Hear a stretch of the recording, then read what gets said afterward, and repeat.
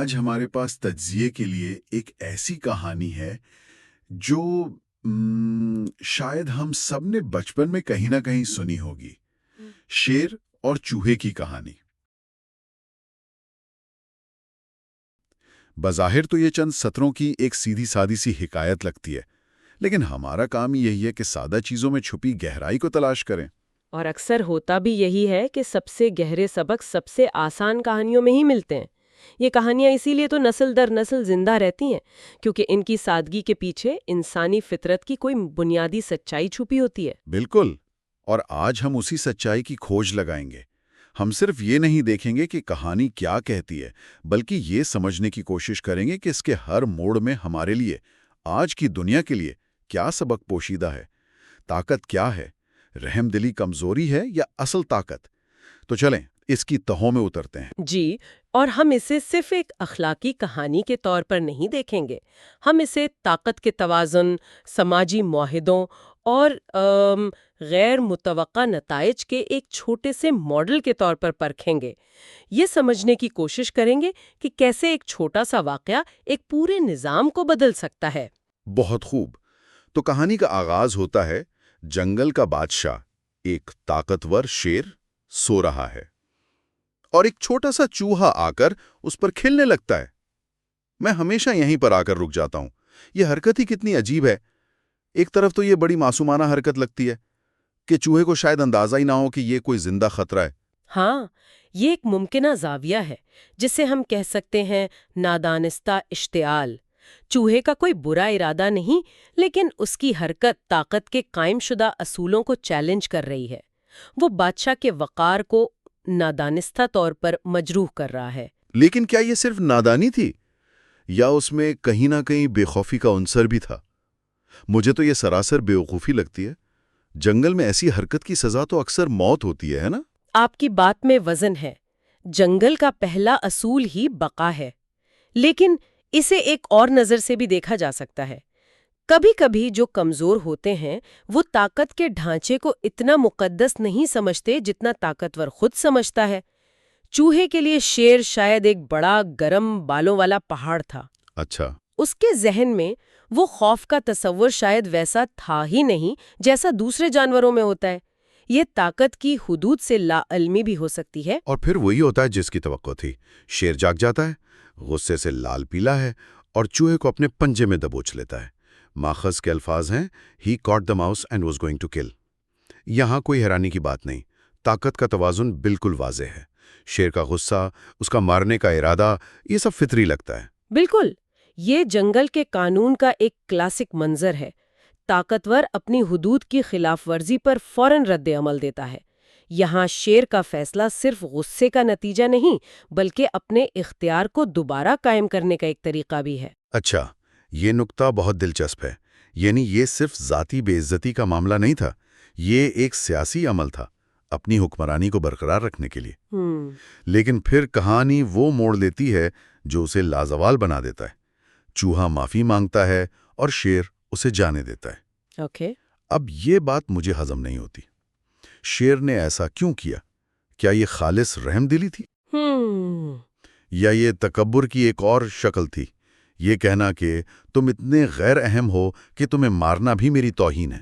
دیکھیں، یہ اس کہانی کا سب سے اہم نفسیاتی لمحہ ہے، اور دونوں ہی باتیں ممکن ہیں۔ ہو سکتا ہے یہ تکبر ہو، جیسے ہم بڑائی کا رحم کہہ سکتے ہیں۔ طاقتور اکثر کمزور کو معاف کر کے اپنی طاقت کا مزید بڑا مظاہرہ کرتا ہے۔ صحیح۔ لیکن اگر ہم اسے گہری سطح پر دیکھیں تو ماہرین نفسیات اسے باہمی ایثار یا ریسپروکل آلٹرائزم کا ایک ابتدائی روپ کہتے ہیں۔ یہ تو کوئی بہت بھاری اصطلاح لگ رہی ہے، اس کا کیا مطلب ہے؟ اس کا سادہ مطلب یہ ہے کہ سماجی گروہوں میں رہنے والے جاندار اکثر ایک دوسرے کی مدد کرتے ہیں، چاہے اس سے فوری کوئی فائدہ نہ ہو۔ وہ ایک سماجی جال بن رہے ہوتے ہیں کہ شاید مستقبل میں جب انہیں مدد کی ضرورت پڑے تو کوئی ان کے کام آ جائے۔ شیر نے یہ شعوری طور پر نہیں سوچا ہوگا، لیکن اس کی جبلت نے شاید اسے ایک لمحے کے لیے روکا ہو۔ لیکن کیا جنگل کا معاشرہ اتنا ترقی یافتہ ہوتا ہے؟ وہاں تو ہر کوئی اپنی بقا کی جنگ لڑ رہا ہے۔ آپ کا یہ خیال مجھے تھوڑا زیادہ مثالی لگ رہا ہے۔ مجھے اب بھی لگتا ہے کہ یہ شیر کا تکبر ہی تھا جس نے چوہے کی جان بچائی، رحم دلی نہیں۔ اور یہی اس کہانی کی خوبصورتی ہے کہ یہ ہمیں بحث پر مجبور کرتی ہے۔ ہو سکتا ہے آپ ٹھیک ہو، لیکن ایک بات طے ہے، شیر کے اس فیصلے نے، چاہے اس کی وجہ کچھ بھی ہو، ایک ایسا بیج بو دیا جس کا پھل ملنے کا اس نے تصور بھی نہیں کیا تھا۔ اس نے نادانستہ طور پر قسمت کا پہیہ گھما دیا تھا۔ تو شیر نے چوہے کو جانے دیا، اور شاید وہ اگلے ہی لمحے اس واقعے کو بھول بھی گیا۔ آخر وہ جنگل کا بادشاہ تھا۔ لیکن جیسا کہ کہتے ہیں، وقت سب سے بڑا کھلاڑی ہے۔ کچھ دن گزرتے ہیں اور وہی طاقتور شیر خود ایک شکاری کے جال میں بے بسی سے پڑا دہاڑ رہا ہے۔ یہ منظر طاقت کی حقیقت کو بے نقاب کرتا ہے نا؟ یہ ہمیں بتاتا ہے کہ طاقت اکثر ایک وہم ہوتی ہے، یہ حالات پر منحصر ہوتی ہے۔ ایک لمحے میں جو آپ کی سب سے بڑی طاقت ہے، جیسے شیر کے پٹھے اور پنجے، اگلے ہی لمحے میں وہ بالکل بیکار ہو سکتی ہے۔ بالکل، یہ آج کی دنیا میں بھی ہوتا ہے۔ ایک بڑی کمپنی کا CEO ایک دن پوری انڈسٹری کو کنٹرول کر رہا ہوتا ہے اور اگلے دن وہ بے روزگار ہوتا ہے۔ طاقت ہمیشہ عارضی ہوتی ہے۔ جی۔ اور جب شیر کی اپنی طاقت جواب دے گئی، تب اس کا سب سے غیر متوقع مددگار سامنے آیا، وہی چھوٹا سا چوہا جسے اس نے حقیر سمجھ کر چھوڑ دیا تھا۔ چوہا شیر کی دہاڑ سنتا ہے، بھاگ کر آتا ہے اور فوراً رسیاں کترنا شروع کر دیتا ہے۔ اس نے ایک لمحہ بھی نہیں سوچا، کوئی شرط نہیں رکھی۔ اور یہاں طاقت کا پیمانہ ہی بدل جاتا ہے۔ شیر پٹھوں کی طاقت کا کھیل کھیل رہا تھا، جو جال کے سامنے ہار گیا۔ چوہے نے اپنا کھیل کھیلا، اسے ہم غیر متناظر فائدہ یا اسیمیٹرک ایڈوانٹیج کہتے ہیں۔ چوہے نے اپنی وہ منفرد صلاحیت استعمال کی جو شیر کے پاس نہیں تھی، وہ چھوٹے تیز دانت۔ یہ تو بالکل آج کل کی طرح ہے، جیسے ایک بہت بڑی پرانی کارپوریشن اپنے ہزاروں ملازمین کے باوجود ایک چھوٹی سی ٹیکنالوجی کمپنی سے ہار جاتی ہے، جس کے پاس صرف ایک نیا آئیڈیا اور چند ذہین کوڈرز ہوتے ہیں۔ وہ کھیل ہی بدل دیتے ہیں۔ آپ نے بالکل صحیح مثال دی۔ چوہے نے یہاں یہی کیا۔ اس نے ثابت کیا کہ اہمیت اس بات کی نہیں کہ آپ کتنے بڑے یا طاقتور ہیں، بلکہ اس بات کی ہے کہ کیا آپ کے پاس صحیح وقت پر صحیح مسئلے کے لیے صحیح صلاحیت موجود ہے یا نہیں۔ اور آخرکار چوہے کی محنت رنگ لاتی ہے اور شیر آزاد ہو جاتا ہے۔ کہانی کا اختتام بھی اتنا ہی اہم ہے۔ شیر، جنگل کا بادشاہ، اس چھوٹے سے چوہے کا شکریہ ادا کرتا ہے۔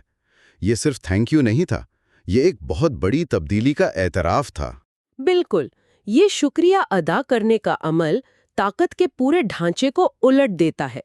کہانی کے شروع میں شیر حاکم تھا، چوہا محکوم۔ اب شیر ایک چھوٹے سے جیو کا احسان مند ہے۔ وہ کھلے عام تسلیم کر رہا ہے کہ اس کی زندگی کا انحصار اس مخلوق پر تھا جسے وہ کچھ دن پہلے مارنے والا تھا۔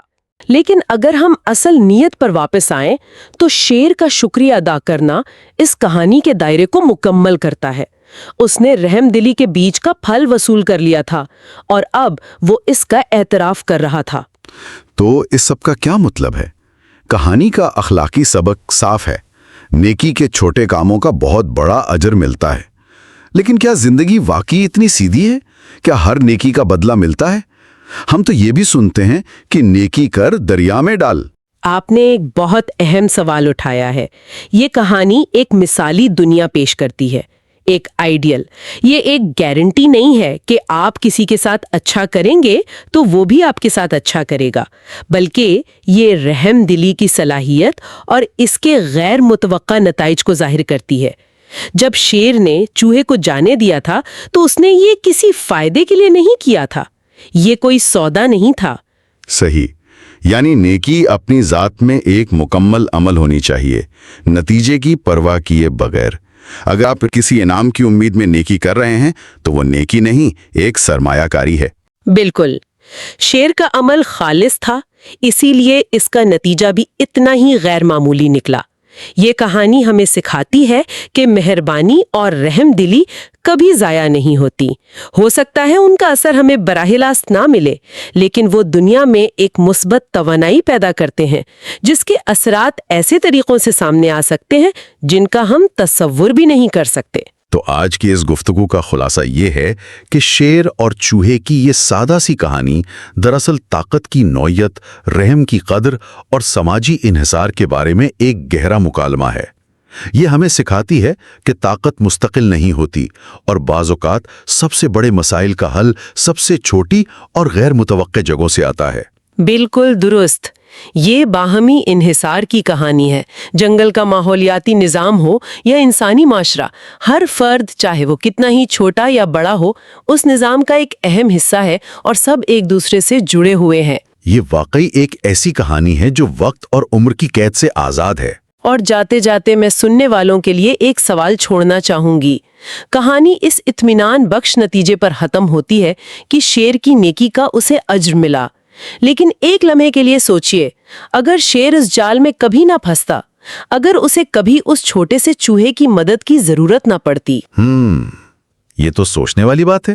تو سوال یہ ہے کہ کیا ایسی صورت میں شیر کی رحم دلی کا عمل اپنی قدر کھو دیتا ہے اگر اس کا بدلہ کبھی نہ ملے؟